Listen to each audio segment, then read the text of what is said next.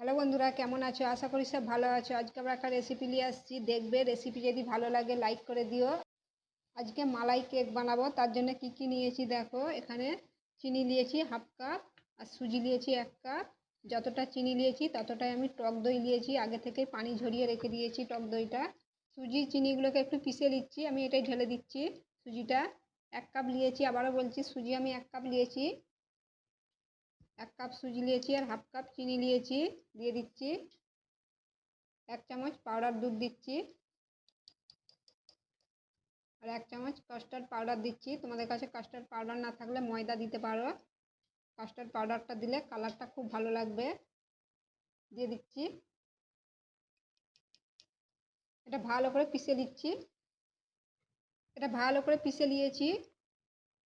এখানে একটা ছোট্ট পাত্র নিয়ে নিচ্ছি, টক দইটা দিয়ে দিচ্ছি। টক দইটা আমি আগে থেকে পানি ঝরিয়ে রেখেছিলাম, দেখতেই পাচ্ছ। এই দেখো, একটুকুনো পানি নেই। এটা ভালো করে ফেটে নিচ্ছি। এটা চামচে করে হোক, হাতে করে হোক, যাই করে হোক, তোমরা ভালো করে ফেটে নিবে। এটা 2 মিনিটের মতন ভালো করে ফেটে নিয়েছি, একদম ক্রিমের মতন হয়ে গেছে। এবারে সুজি পিষে রেখেছিলাম যে দিয়ে দিচ্ছি, ঢেলে দিচ্ছি। এগুলো পিষে রেখেছিলাম, ঢেলে দিয়েছি। সামান্য একটু দুধ দিয়ে দিচ্ছি, দিয়ে এটা ভালো করে মেখে নিচ্ছি। বেশি দুধ দিইনি, পাতলা হয়ে যাবে। সামান্য দিয়ে ভালো করে মেখে নিচ্ছি এটা।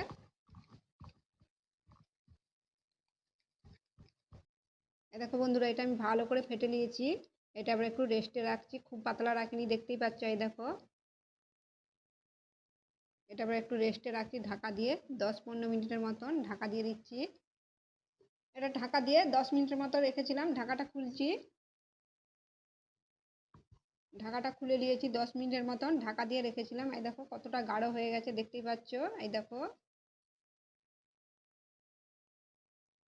2 চিমটের মতন বেকিং সোডা দিচ্ছি,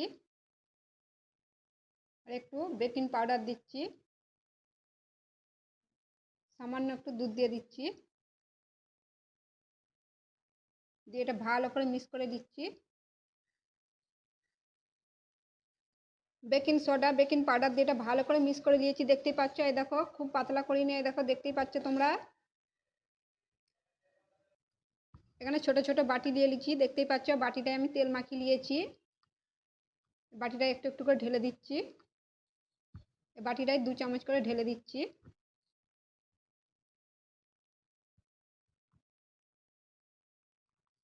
বাটিটা আমি ভর্তি ভর্তি ঢালিনি, দেখতে পাচ্ছ। হাফ হাফ ঢেলেছি, একটু করে ঠুকে দিচ্ছি।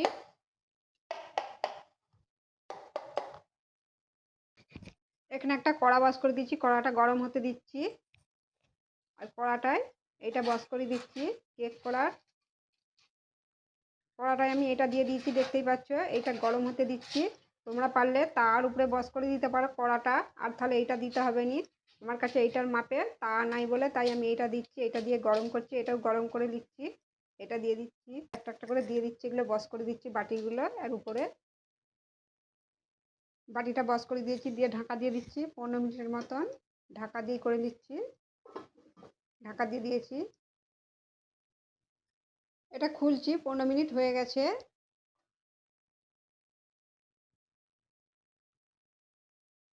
ঢাকাটা খুলে নিয়েছি, একটা এরকম কাঁচি নিয়েছি। আমার এটা একটু আড়ে বসানো হয়ে গেছে বলে বাটিটা একটু আড়ে হয়ে গেছে, দেখতেই পাচ্ছ। এটা ঠিক আছে, এটা একটু আড়ে বসানো হয়ে গেছে। কাঁচিটাই মধ্যখানে গেঁথে দিচ্ছি, দেখছি হয়েছে না হয়নি। এই দেখো, পছন্দ উঠে গেছে, দেখতেই পাচ্ছ। এটা আমরা নামিয়ে দিচ্ছি। এটা গরমে গরমে যদি কাঁচা থাকে হয়ে যাবে। এটা করতে 15 থেকে জোর 20 মিনিট লাগে। আমি 16-17 মিনিট এটা রেখেছিলাম। গরম করে নামিয়ে দিয়ে আবার একটা বস করে দিয়েছি। তোমাদের বড় জায়গা থাকলে একেবারে দিয়ে দিতে পারো। আমি বস করে দিয়ে আবার ঢাকা দিয়ে দিচ্ছি। এইটাও আবার 15-20 মিনিট ভাপিয়ে নিচ্ছি। এগুলো হয়ে গেছে, ঠান্ডা হতে দিয়েছি। এখানে আমি দুধ নিয়ে নিয়েছি, দুধটা একটু ভালো করে মালাই করে নিচ্ছি। দুধটাই 2 এলাচ দিয়ে দিচ্ছি। স্বাদ মতন চিনি দিয়ে দিচ্ছি, তোমরা যেমন মিষ্টি খাবে তেমন দিবে। 2 চামচ দিচ্ছি।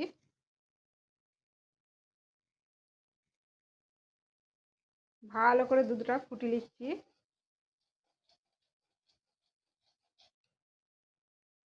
একটু বাটিয়ে পানি নিয়ে নিচ্ছি, আর 1 চামচ কাস্টার্ড পাউডার নিয়েছি, এটা মিক্স করে নিচ্ছি। আমি কাস্টার্ড পাউডার দিচ্ছি 1 চামচ, ভালো করে এটা মিক্স করে নিচ্ছি। এটা মিক্স হয়ে গেছে। এটা ভালো করে ফুটিয়ে নিয়েছি। এবার কাস্টার্ড পাউডারটা দিয়ে দিচ্ছি। এটা দিয়ে দিচ্ছি এবারে। দিয়ে ভালো করে নেড়ে নিচ্ছি।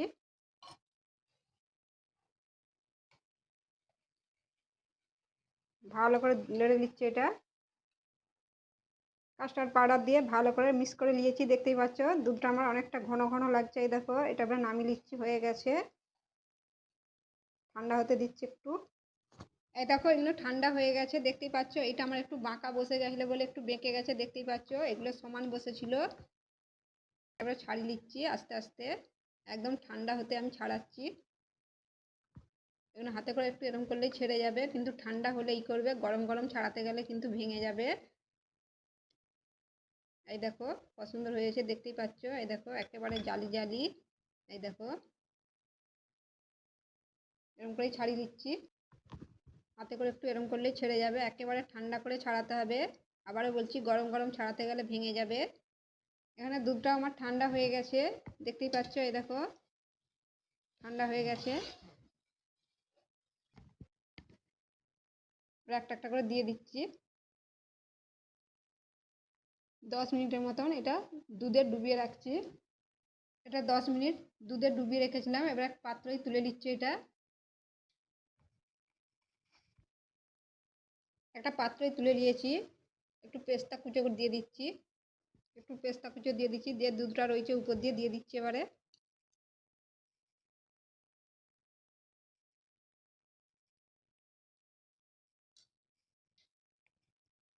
এই দেখো, রেডি হয়ে গেল কেক মালাই। এই দেখো বন্ধুরা, রেডি হয়ে গেল। এরকম করে বাড়িতে, অবশ্যই বাড়িতে একবার বানিয়ে দেখবে, খুব ভালো লাগে খেতে। তোমাদেরকে একটু কেটেও দেখাচ্ছি কেমন হয়েছে। 10 মিনিটেই পুরো দুধ ভেতরে ঢুকে গেছে। তোমাদেরকে একটু কেটে দেখাচ্ছি কত সুন্দর হয়েছে। এই দেখো, এই দেখো, দেখতেই পাচ্ছ কত সুন্দর লাগছে দেখতে। 10 মিনিটেই কত দুধ ভেতরে ঢুকে গেছে। এই দেখো, কত সুন্দর হয়েছে, দেখতেই পাচ্ছ। এই দেখো, মুখে দিলেই একেবারে মিলিয়ে যাবে। এই দেখো,